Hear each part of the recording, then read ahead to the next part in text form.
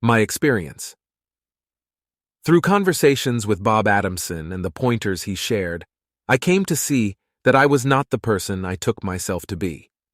In fact, the person I assumed that I was did not even exist, except as an assumption. The entity at the center of my world, the very self around which my mind and all of its problems, questions, doubts, and issues revolved, was not and never had been present. All of those conceptual difficulties simply evaporated due to having no central point of reference any longer. One of the first recognitions was a very clear knowing that the spiritual search that had lasted several decades was over. This was not because any particular goal had been attained, but because the seeker had disappeared.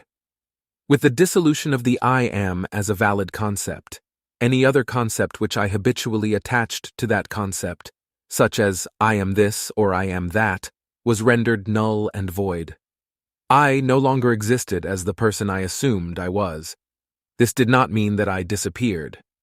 Relatively speaking, nothing changed at all. Perceiving, thinking, feeling, experiencing, all of these things went on as before. The difference was that things were no longer referred to a self-center, because there was no self-center.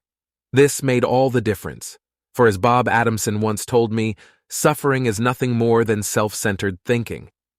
Suffering is a result of the belief in the reality of the separate self, and without the cause, can you have the effects? With the self-center out of the picture, what was left? What was I? Clearly I was still there, but not as anything I had previously taken myself to be. I existed, but not as something. A better statement would be that I was no thing, meaning nothing in particular. I was aware yet not confined to any particular state of consciousness.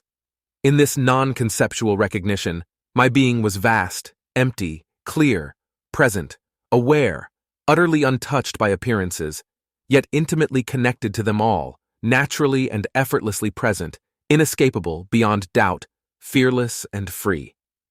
The personal suffering that had gripped my mind for years, even during the years of being a spiritual person, simply could not reformulate any longer. And most incredibly, this turned out to be the natural state that had been present from the start, only unrecognized until Bob Adamson pointed this out and encouraged me to see the obvious.